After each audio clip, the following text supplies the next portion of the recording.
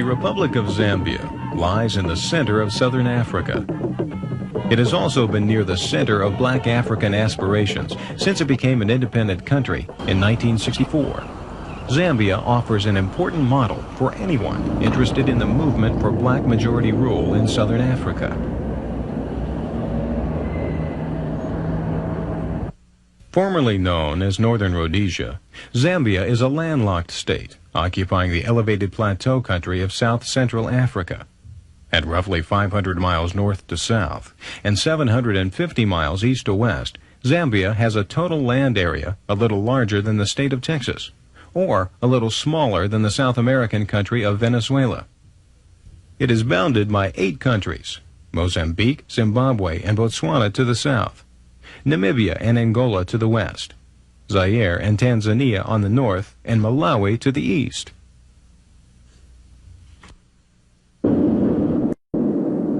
As a modern state, Zambia is a relative latecomer. In 1889, the private mining company of Cecil Rhodes received a charter from the British government granting it the right to rule the territory known as Northern Rhodesia. In 1923, power was transferred to the British Colonial Office, and the country became a protectorate. In 1964, it became the independent Republic of Zambia. While Zambia has traditionally had a very close relationship with South Africa and the other countries to the south, it has, since the earliest days of its independence, been a leader in the struggle against white minority rule. Lusaka, Zambia's capital city, is still a major focal point of attention in independent black Africa. 30 years ago, this place was just a backwater. It was an unattractive British administrative post carved out of the surrounding African bush.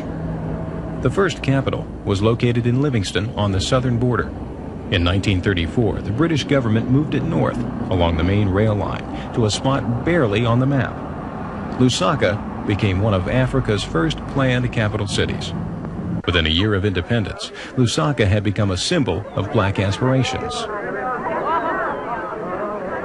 Today, its population is nearly 1 million people, and its gleaming skyscraper facade along Cairo Road compares favorably to any African capital. The official language of trade and government here is English. While nearly 99% of the population is black, belonging to more than 70 different tribes and speaking as many languages, English is often the only language commonly understood by members of different ethnic groups. Despite its vast open countryside, Zambia is primarily an urban nation. Over half of its people, estimated to reach 11 million by the year 2000, live in cities. It is the third most urbanized country in Africa. 1/3 of the population lives along the main north-south communications line, known as the Line of Rail, between Livingston in the south and the Copperbelt in the north. Most of the country's major cities lie along this route, including Lusaka in the middle. Zambia is one of the most stable nations in Africa today. Much of the credit for this stability must go to the country's long-lasting first president, Kenneth David Kaunda. A staunch opponent of racism, President Kaunda dominated Zambian politics since independence in 1964. Although the government is officially a one-party system, it has managed to maintain some human rights, an independent judiciary, and substantial political activity. But in Zambia, it is the president who maintains the power. Behind the facade of tall buildings along Cairo Road, one discovers the real heart of Lusaka. The city becomes a sprawling mix of shopping shanties, slums, and squatter settlements. Here we can see many of the problems common to third world countries: unemployment, unmet expectations, a rising crime rate. This is probably a microcosm of Zambia's troubles as a whole. The future prospects for these people are probably as bleak as they are today, yet they must survive. So they make do, because they have to. Women form the backbone of this semi-legal trading market, which thrives on the outskirts of the city. They sell anything from canned fish to yesterday's bananas to sugarcane stalks, which have been trucked in from the countryside to sell at exorbitant prices. The lines form when something unusual arrives from South Africa, one of Zambia's major sources of imports. Domestic salt, cooking oil, shoes, or even toilet paper. Many products must be imported. But Lusaka does have its own basic economic infrastructure. This man repairs watches, for example. And there are many professionals and semi-professionals providing necessary services. In many respects, Lusaka could compare favorably to any big city of the Third World.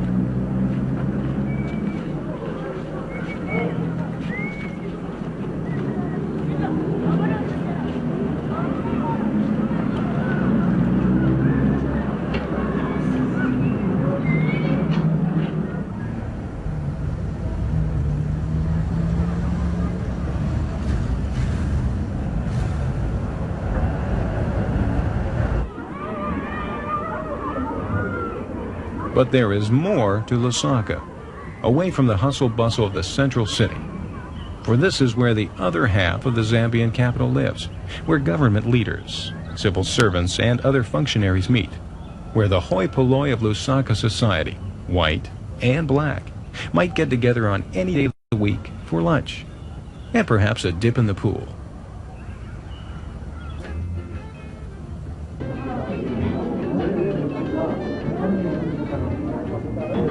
For Zambia is a true fusion of colors, cultures, peoples, and ideals.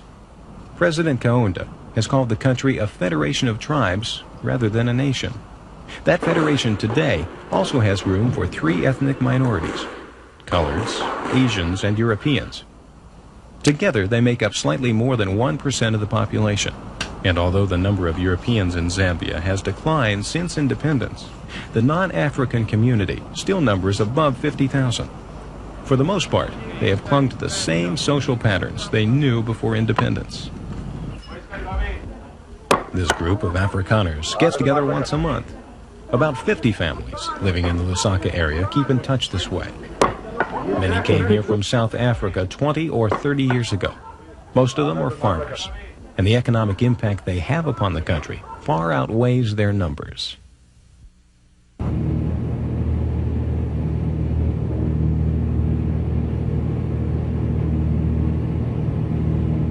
In fact, the exact number of European farmers remaining in Zambia is not known, perhaps only 100 or 200. But they are commercial farmers and responsible for more than half of Zambia's current farm output.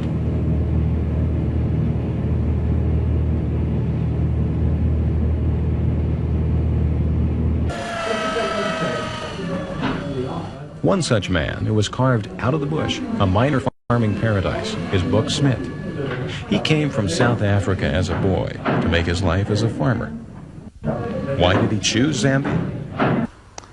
To my mind, God's own country in my field, farming. I think it's the country for a person to start farming with no knowledge of farming. But so was Rhodesia 20 years ago. Rhodesia was more developed. Zambia was a challenge. Northern Rhodesia at that time was a challenge to you. And the land you took, was it raw? It was completely raw. We started from scratch. We had, if I say raw, we had 130 acres of cleared land. We didn't have a roof over our heads or hot or cold water. We had a fountain to bath in, my father and myself. So when the difficult times came, you had a lot of shortages, you had a lot of problems, you stayed on. You could have moved south to the easy life. Why? It's nice to battle. You've got to have a challenge, and if you've got a challenge in life, you've got something to battle for, to work for. If you get everything for free, if you walk into every store and buy everything, what's the pleasure in it? The British are also well represented in the farming community. The Cook family has been farming here for 3 generations. Most of the children have attended school in the south, in what is now Zimbabwe. The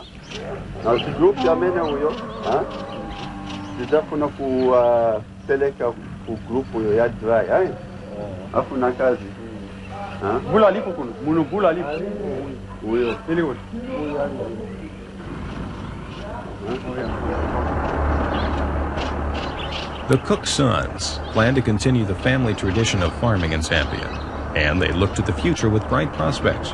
Indeed, many commercial farmers in Zambia are doing well. Their fields are green and productive. This is in stark contrast to much of the native-owned farmland. most native farming is done on a subsistence level rather than as a commercial enterprise. The country is not totally self-sufficient in food, yet only 10% of Zambian land is being cultivated. Another 40% could become productive farmland. Plant almost anything here, and it grows. No one starves here. Life is very basic, but famine is not one of the problems. The only farm product which makes any real export earnings, however, is tobacco.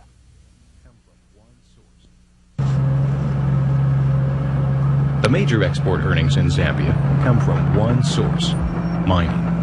And from the mines comes copper.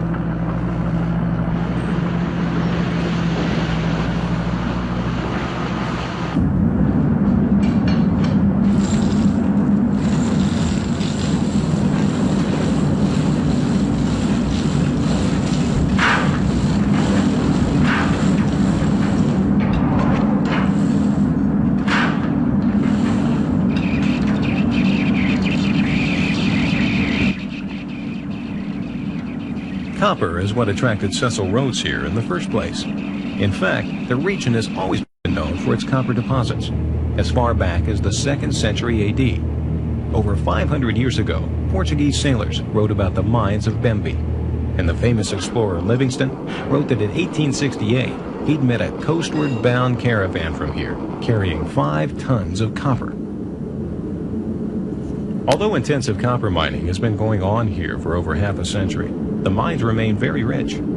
The average grade of copper ore mined around the world is little more than 1%, while the average grade here in Zambia is more than 3.5%. Today, the government owns most of the copper mines, which are clustered along the Zairian border in the north-central part of the country.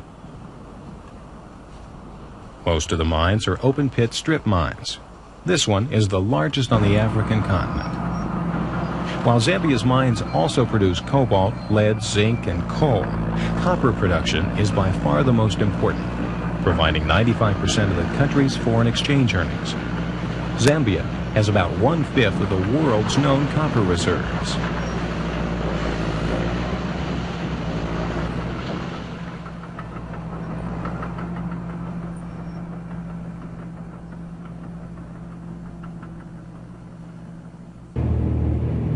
Development of the mining industry has nurtured a comfortable Zambian middle class. They are largely clustered around the main cities of the north. This is Kitwe, a moderate-sized town, which is almost totally oriented towards the mines. The Incarno smelter can be seen in the background.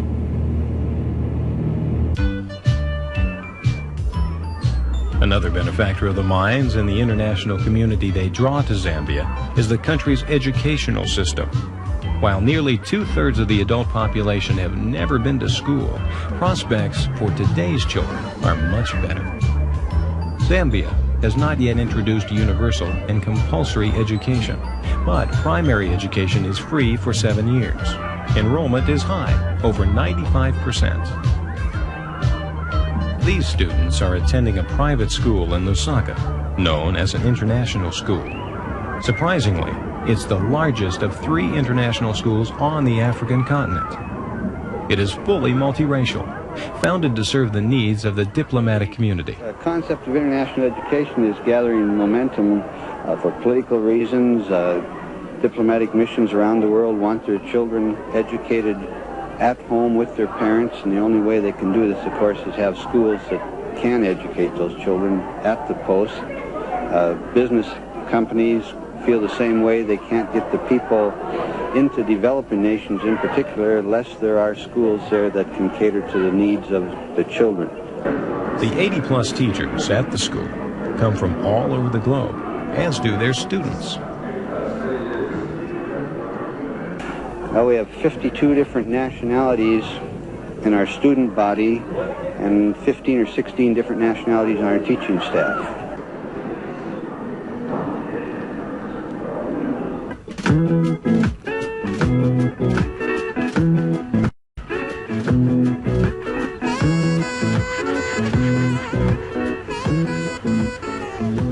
At the other end of the economic spectrum, we find the vast majority of the Zambian people. Like these wood carvers, they do what they know best, whatever they can. For there's no doubt that the Zambian economy is hard-pressed for international exchange currency.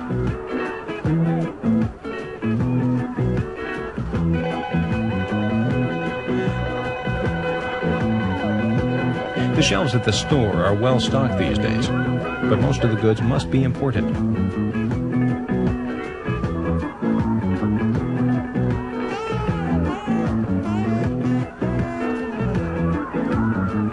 Much comes from down south, from South Africa.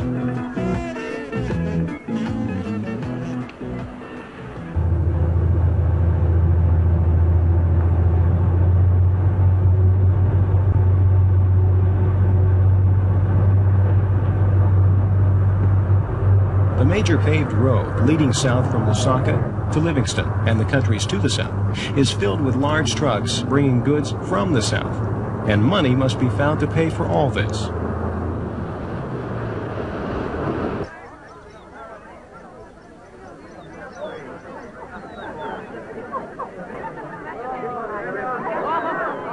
To the average Zambian, though, the question is often not how much they earn, but whether they and their families earn anything at all. Many of the people have simply grown accustomed to living at a subsistence level, at the bottom of the social and economic pyramid.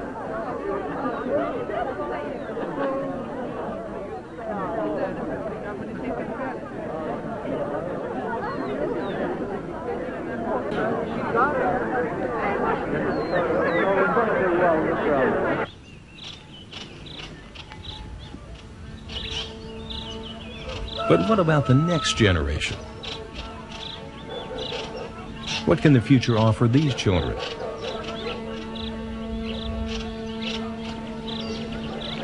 In a country where over 2/3 of the population is under the age of 21, where there is already a chronic shortage of jobs, where crime is the constant consequence of economic instability, what kind of world lies ahead for these young Zambians?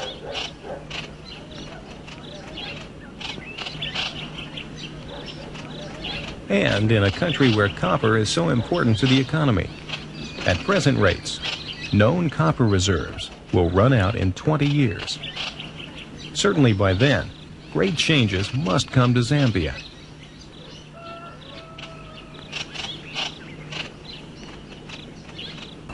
Perhaps the answer lies in the land itself.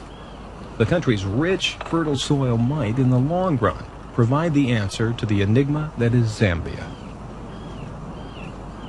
In recent years, there has been, at all levels of society, an almost revolutionary swing back to the land.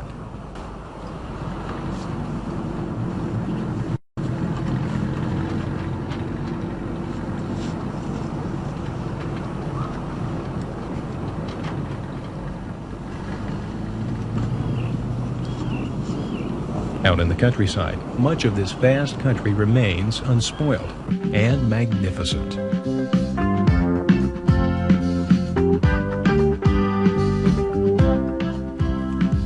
The soil of Zambia is very rich. In the future, it could provide a more abundant life for the Zambian people.